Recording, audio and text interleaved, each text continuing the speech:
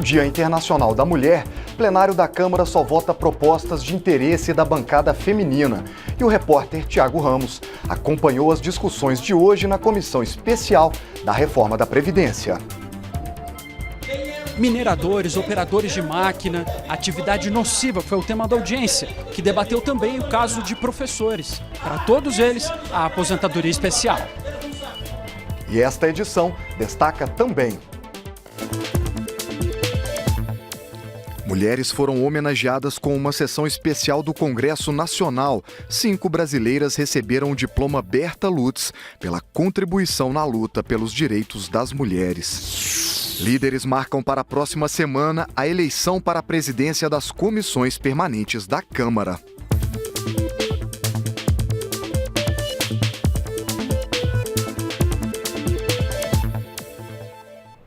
Boa noite. Em Brasília, são 9 horas e 37 minutos. O Jornal da Câmara começa agora.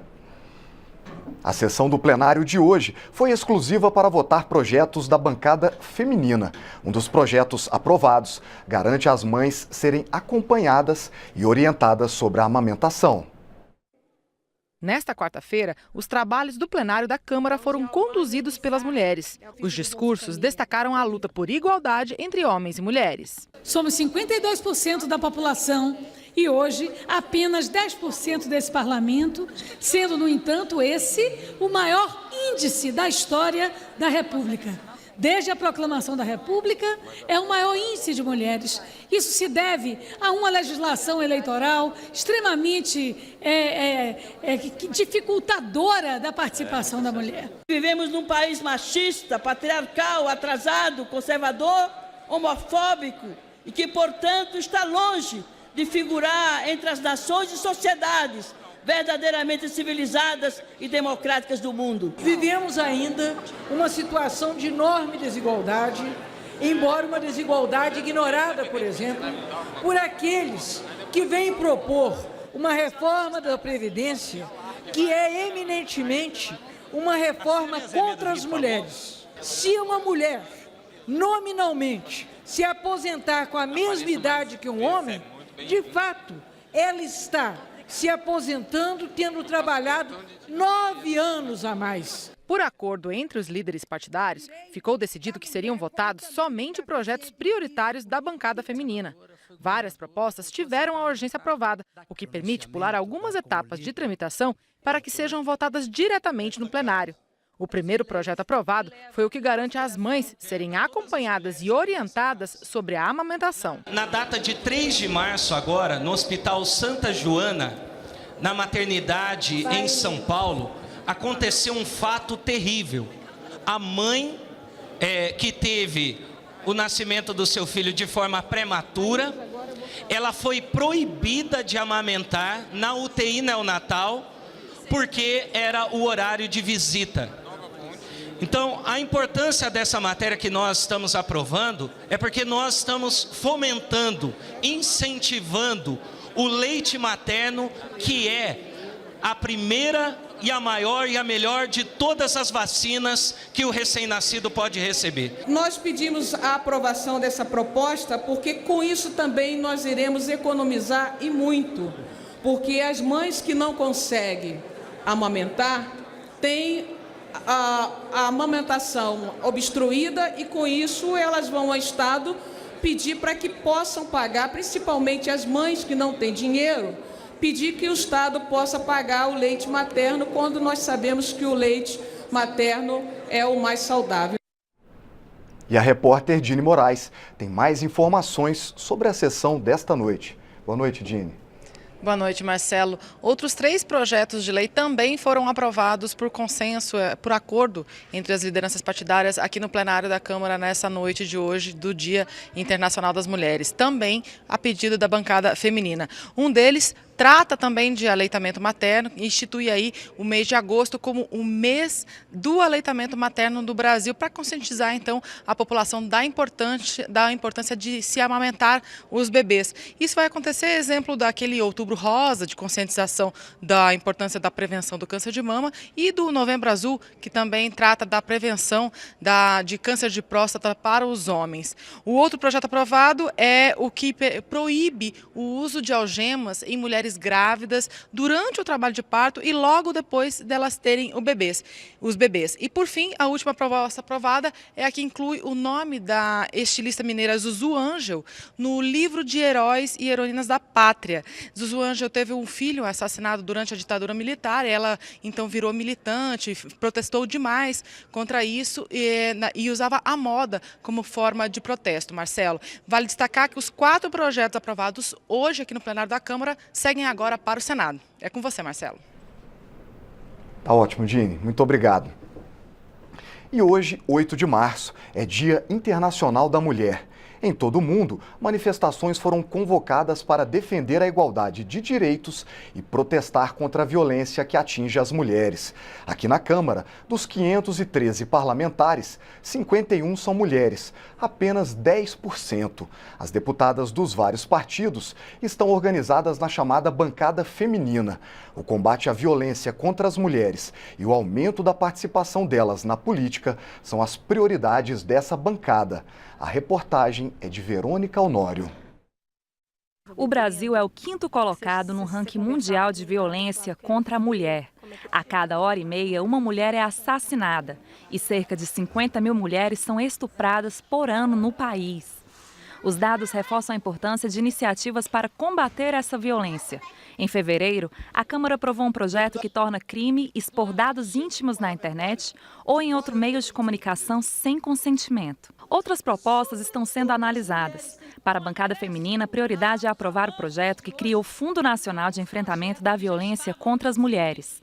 Os recursos do fundo deverão ser usados na assistência às vítimas e para aperfeiçoar as campanhas de combate e prevenção. A violência, apesar da Lei Maria da Penha, ela continua enorme. As mulheres continuam sendo assassinadas, assim, terrivelmente no país, colocando o nosso país em 5º lugar nesse ranking de países com esse tipo de violência.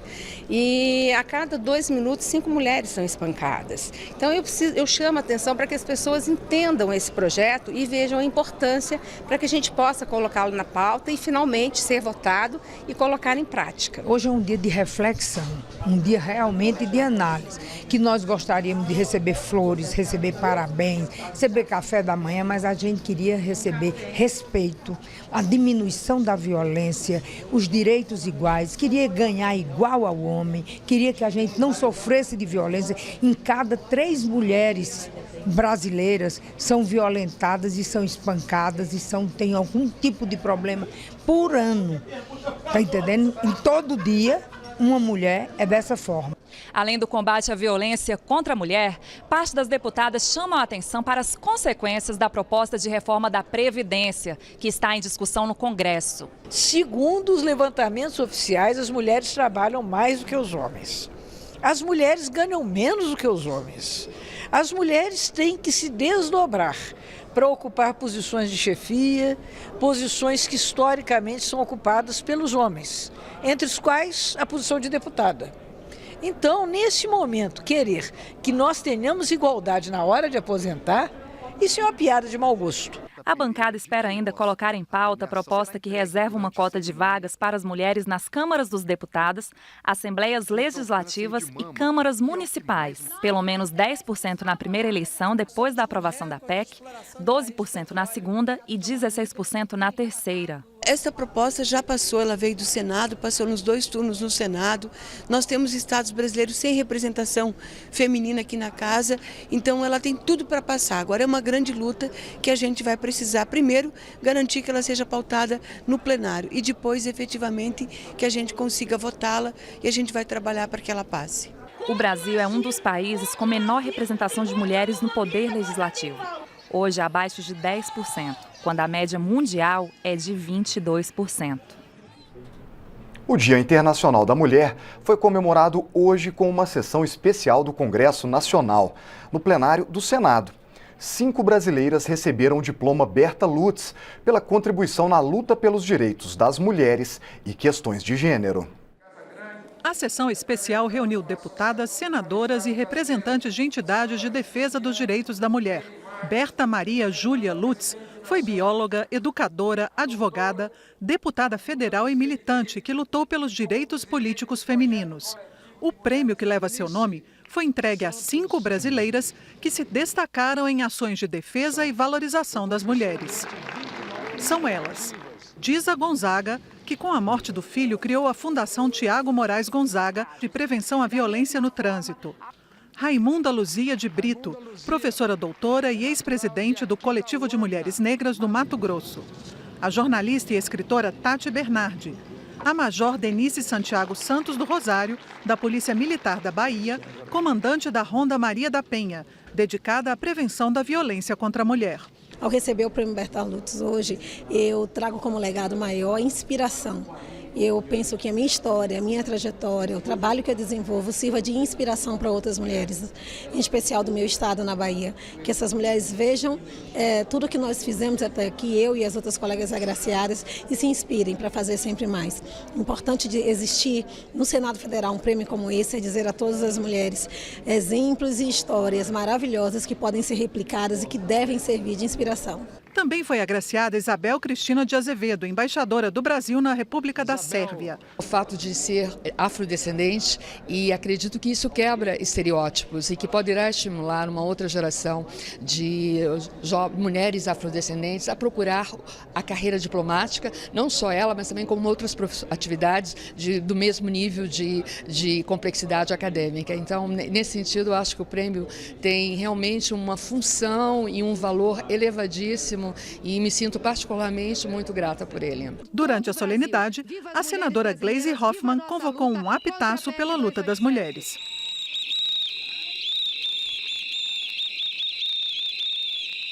A deputada professora Marcivânia destacou a importância das conquistas femininas na Câmara dos Deputados. Tudo que nós conquistamos foi com muita luta. Não temos ainda, infelizmente, direitos iguais. Nós temos mulheres no mercado de trabalho ocupando as mesmas funções que os homens, com salários inferiores. E nós temos aí à porta uma reforma da Previdência, por isso somos contra a PEC 287, que realmente afeta a todos, mas afeta principalmente as mulheres brasileiras. A deputada Benedita da Silva ressaltou que as mulheres ainda não têm muitos motivos para comemorar. É com muita tristeza até que estamos indo para as ruas para defender agora simplesmente que não haja retrocesso, quando deveríamos estar nas ruas nessa data para dizer vamos avançar mais, porque temos o que comemorar. E o dia também foi de protesto na esplanada dos ministérios na luta por mais direitos para as mulheres. Segundo informações da Polícia Militar, pelo menos 5.000 pessoas participaram da manifestação. Centenas de mulheres de diferentes movimentos sociais se reuniram numa passeata pela esplanada dos ministérios. Na pauta de reivindicações, a reforma da Previdência foi o principal tema do protesto. Segundo a Marcha Mundial de Mulheres, há ainda muita desigualdade no mercado de trabalho e as mulheres são a maioria dos desempregados e as que ocupam os empregos mais precários e informais. Outros problemas levantados na manifestação foi a questão da violência contra as mulheres e a descriminalização e legalização do aborto. Mineradores, metalúrgicos, operadores de máquinas. Esses trabalhadores podem ter condições de trabalho bem complicadas, daí o nome atividade nociva. Eles podem se aposentar antes de um trabalhador comum. A Comissão Especial da Reforma da Previdência discutiu esses casos e também de um grupo bem particular, os professores. A proposta apresentada pelo governo é bem clara. Quem trabalha com agentes nocivos vai precisar ter 55 anos para se aposentar. Hoje, não há idade mínima. O período da contribuição, que hoje varia, passa a ser fixo, 20 anos. O governo justificou a mudança. O que não se pode ter um sistema que incentive que o trabalhador seja exposto a uma condição nociva para que ele se aposente mais cedo. Esse incentivo está equivocado. O incentivo tem que ser que o trabalhador tenha condições de saúde e trabalhar 30, 40, 50 anos com saúde. Outro caso é o de professores, que hoje podem se aposentar antes. A reforma acaba com isso. Os professores reclamam. Depois dos 47 anos, conseguir um emprego fica muito difícil. Nós teremos a médio e longo prazo uma massa de professores que não terão mais mercado de trabalho, não terão acesso à previdência social e não conseguirão, com 65 anos, chegar aos 65 anos exercendo a profissão de professor. Para que serve a Previdência? Essa pergunta aparentemente simples é o pano de fundo dessa discussão. Você tem aí duas respostas bem diferentes entrando em conflito. E isso mexe com bilhões de reais e com a vida de milhões de brasileiros. De um lado, você tem um grupo que vê a Previdência como espaço para a aposentadoria. De outro, um grupo que vê na Previdência uma chance de corrigir desvios e diferenças. O trabalho está exposto a uma questão nociva e em 10 anos ele vai ter problemas seríssimos de saúde. E a gente aceitar isso como válido, que com 10 anos de exposição ao trabalho ele tenha problemas sérios de saúde. Não, ele não pode se sujeitar a um trabalho que em 10 anos ele tenha uma questão séria de saúde. Quer dizer, então é uma questão de ambiente de trabalho. A Previdência é, sim, muitas vezes o lugar de corrigir desequilíbrios que existem na sociedade. Por exemplo, trabalhos extenuantes, extremamente penosos. É razoável que uma pessoa que trabalhe numa mina de minério, tenha que se aposentar com a mesma idade que alguém que trabalha num escritório? É razoável ter as mesmas condições para essas pessoas? Não parece que isso seja justo. Para o relator, previdência é previdência, trabalho é trabalho. A atitude do trabalhador e do empregador no sentido de garantir a segurança do trabalho, isso não será tratado na PEC, não é objeto da PEC. A PEC está tratando de previdência. Segurança do trabalho é uma questão referente à lei ordinária que não é absolutamente tratada aqui. Enquanto a Comissão Especial da Reforma da Previdência debate temas específicos, do lado de fora o governo está promovendo uma série de encontros com partidos da base aliada. Ontem foi com o PMDB, hoje com outros 3 partidos, PSD, PRB e PP. O ministro da Fazenda, Henrique Meirelles, e o secretário da Previdência Social, Marcelo Caetano, fizeram apresentações para os deputados. Eles defenderam a idade mínima de 65 anos e compararam as regras brasileiras com as do restante do mundo. Henrique Meirelles reafirmou que, se não for para fazer a reforma completa, é melhor não fazer nada. Para ele, alterar as regras para a aposentadoria é essencial para preservar as contas do país. Não há maneira aí de se fazer mágica com os números. De novo, o importante é que todos os brasileiros possam ter certeza, número 1, que vão receber a aposentadoria. Segundo, que as taxas de juros continuem caindo, que a inflação continue caindo. E para isso nós temos que controlar as despesas públicas. E é exatamente o que está se fazendo. A apresentação foi feita para deputados do PSD, o Partido Social Democrático, também para deputados do PRB, o Partido Republicano Brasileiro, e para parlamentares do PP, o Partido Progressista. Os líderes dos partidos se reuniram nesta quarta-feira para discutir a presidência das comissões permanentes da Câmara. Ficou decidido que a eleição acontece na próxima semana. A composição das comissões permanentes da Câmara é redefinida a cada início de ano. Os blocos e partidos escolhem as comissões que vão presidir de acordo com o número de parlamentares que cada um tem. As negociações ainda estão acontecendo, explicaram os deputados na saída da reunião de líderes. Ainda não tem nos promover um acordo entre os partidos sobre quais as comissões cada um vai escolher. Então, se tenta fazer um acordo para evitar divergências desnecessárias, né? Tem uma ordem que cada partido faz a escolha. Por exemplo, o PT já fez, o PCdoB já fez, o PDT já fez, outros partidos fizeram. Então, está havendo muita dificuldade, na minha percepção, da base do governo se entender na composição das comissões. Nós temos uma agenda intensa hoje que é comandada pela Comissão Especial das Reformas Previdenciária e Reforma Trabalhista. E elas estão ocorrendo praticamente terças, quartas e quintas, ocupando todo o espaço que seria destinado ao trabalho das comissões temáticas. Acredito que isso tem feito com que se postergue um pouco o início das comissões temáticas. O presidente da Câmara disse que a eleição dos presidentes das comissões deve acontecer na próxima semana. Estou terminando de construir hoje à tarde, até terça-feira, a tentativa de um consenso. A Comissão Especial da Reforma Trabalhista fez uma audiência pública para ouvir as centrais sindicais. Boa parte delas defendeu a negociação coletiva nas empresas, mediada pelos sindicatos. A União Geral dos Trabalhadores é a terceira maior central sindical do Brasil. Reúne quase 1.300 sindicatos e está preocupada com o trabalho temporário previsto na reforma. O aumento dos atuais 90 dias para 120 dias, podendo ser prorrogado uma vez, pode levar muitos trabalhadores a serem contratados como pessoa jurídica, diz o presidente da UGT.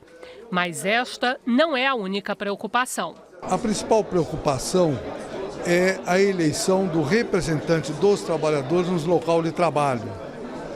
Da forma que está colocado, a raposa vai tomar conta dos ovos. O que significa? Que o próprio empresário vai poder eleger aquele que vai negociar as questões mais importantes na relação do trabalho nas empresas com mais de 200 pessoas. Isso nos preocupa profundamente. A força sindical, que reúne mais de 1.600 sindicatos, afirma que a reforma não vai tirar qualquer direito trabalhista já assegurado em lei e vai permitir ao trabalhador ser mais presente nas decisões sobre a melhor forma para ele na hora de usar esses direitos. E para isso, diz a força, a negociação coletiva será essencial. Eu acho isso fundamental porque valoriza o papel do sindicato, valoriza a entidade sindical e principalmente valoriza as decisões que os trabalhadores tomam em assembleia. E isso para ele é um aprendizado também no sentido de saber o que ele quer, o que é mais importante. Então leva ele também a buscar conhecimento para tomar uma decisão que seja correta. Entre os sindicalistas, boa parte afirma que a reforma trabalhista não vai gerar mais empregos, mas fará uma necessária modernização da legislação que está ultrapassada e já não atende às necessidades atuais. O mesmo pensa o deputado Harold de Oliveira, que acredita que os trabalhadores serão beneficiados pelas mudanças. Em aspecto nenhum reduz direitos, porque tudo será negociado. Os trabalhadores não terão direitos reduzidos e terão facilidades até para gerar renda, terem um trabalho mais salubre, né, dentro da empresa, de acordo com seus interesses. Mas os partidos de oposição enxergam um cenário bem diferente se a reforma trabalhista for aprovada e temem pela fragilização do emprego em todo o país. Ela vai criar desemprego, porque países que assim fizeram aumentaram o desemprego, porque está baseado pura e simplesmente em tirar direitos dos trabalhadores. Neste momento, nós compreendemos de que não tem condição de fazer essa reforma. A Comissão Especial da Reforma Trabalhista vai realizar debates também nos estados para que as realidades regionais também sejam conhecidas e contempladas na reforma. Vamos fazer na Assembleia Legislativa, no plenário principal da Assembleia Legislativa de São Paulo. Vários outros estados já têm também audiências marcadas e com certeza serão debates muito ricos, né? É muito importante a gente levar para os estados essa discussão, porque muitas pessoas não podem acessar. Até o fim de março, deve ficar pronto o relatório sobre a revisão de medidas socioeducativas previstas no Estatuto da Criança e do Adolescente. Nesta semana, a comissão especial que trata do tema aqui na Câmara se reuniu em audiência pública e os deputados já admitem punição mais severa para os jovens que cometerem crimes contra a vida. São 53 propostas de revisão das medidas socioeducativas aplicadas aos menores infratores. O objetivo da comissão especial, além de corrigir equívocos do ECA, é adequá-lo às complexidades regionais do Brasil.